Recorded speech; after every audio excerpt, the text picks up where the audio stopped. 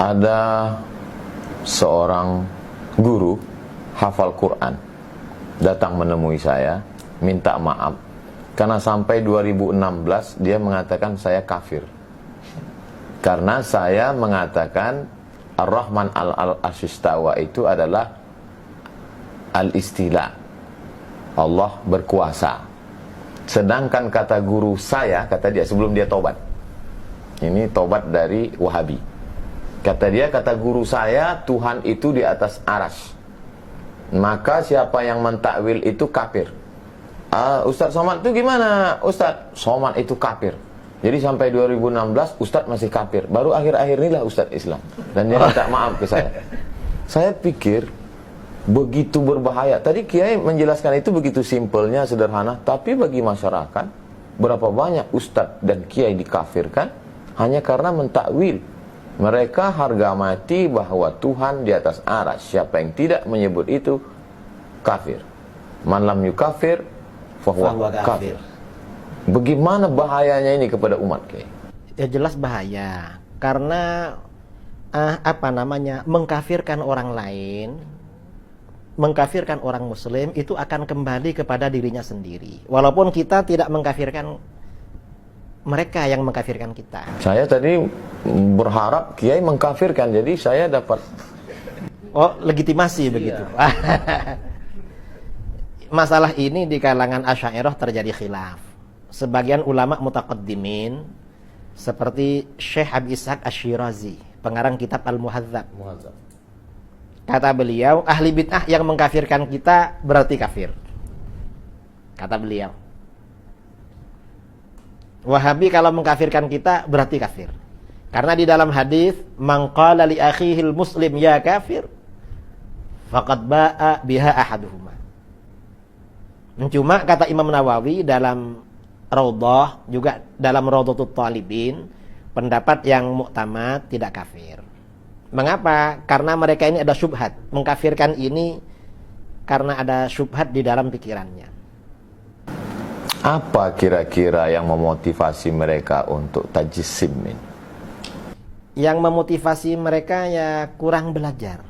Nggak mau belajar. Nggak mau belajar. Tapi doktor. Ya dia doktor bidang apa, Ustaz? Akidah di Madinah Al-Munawwarah. Nah, terus akidahnya akidah apa doktornya? Masya Allah. Jazakumullah. Jamaah yang dimuliakan Allah dimanapun berada, sangat menarik. Tapi di awal Kiai Idrus Romli mengatakan Ustadz Somad hanya punya waktu 30 menit. Dan saya dari tadi melihat jam, bicara dengan beliau 30 menit seperti 3 menit. Begitu cepatnya.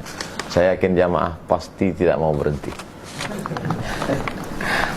Kiai, apa yang mesti dilakukan seorang ustadz ulama untuk meluruskan akidah umat? Saya kira memang pada zaman sekarang ini para asatid, para ulama, para kiai, para habaib itu memang harus gigih menjelaskan akidah Ahlus Sunnah wal Jamaah. Kemudian juga meluruskan syubhat-syubhat orang-orang yang menyimpang dari Ahlus Sunnah wal Jamaah. Termasuk tadi yang berkeyakinan Tuhan bersemayam di arasy, lalu pukul 3 pagi turun ke langit pertama. Nah, biasanya semua akidah yang menyimpang itu tidak rasional. Karena kalau salafi ini dikejar, Tuhan ini turun pukul 3 pagi.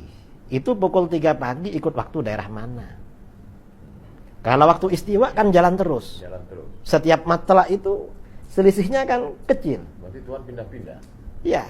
Kalau waktu Indonesia dibagi 3. Itu pukul 3 ikut daerah mana? Mereka mungkin jawabnya turun terus. Nah, kalau turun terus lalu naiknya kapan? Itu kan problem. Nanti mereka ditanya, ngapain turun? Mungkin mereka bilang, loh, Tuhan itu turun untuk mendengar doa kamu, makanya bangun sholat tahajud. Lalu kita tanya, apa kalau tidak turun nggak dengar? Mereka bingung lagi. Karena kalau jawab Tuhan nggak dengar, kufur mereka, kafir. Kalau jawab sebenarnya dengar walaupun nggak turun, bisa ditanya lagi, loh kalau dengar dari aras ngapain turun? Tapi biasanya kalau terdesak, jawabannya bila takyif wala tamsil. Oh, itu kan cara ngeles terakhir. Terus kalau dialaskan Tuhan itu di atas dengan Isra Mi'raj gimana, Kiai? Itu buktinya Nabi Muhammad naik ke atas jemput sholat bolak-balik. Berarti Tuhan di atas. Itu tempatnya Nabi ketika bermukalamah dengan Allah. Di dalam hadis-hadis tentang Isra Mi'raj tidak ada keterangan bahwa itu tempatnya Allah. Tapi tempat ketika Rasulullah mukalamah dan melihat Allah. Keterangannya seperti itu. Bukan tempat Allah. Tidak ada keterangan di dalam hadis itu tempatnya Allah, tidak ada.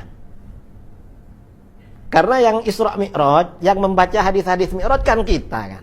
Mereka ini gak mau sebenarnya peringatan Isra Mi'raj. Lalu dipakai dalil, ya salah dong. Berarti dengar ceramah kita waktu Isra Mi'raj. Lah ya itu, bid'ah juga itu.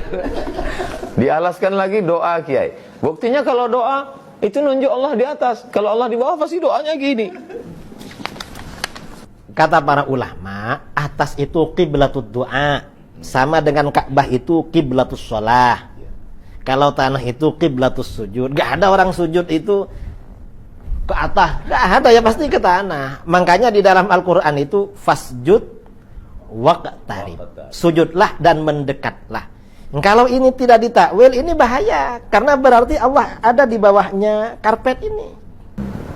Berarti Wahabi ini kalau mau pakai otak sedikit aja ya. Sebenarnya kalau dipakai sedikit itu lumayan, hasilnya bagus. Nah, mereka emang nggak dipakai, jadi masih orisinil.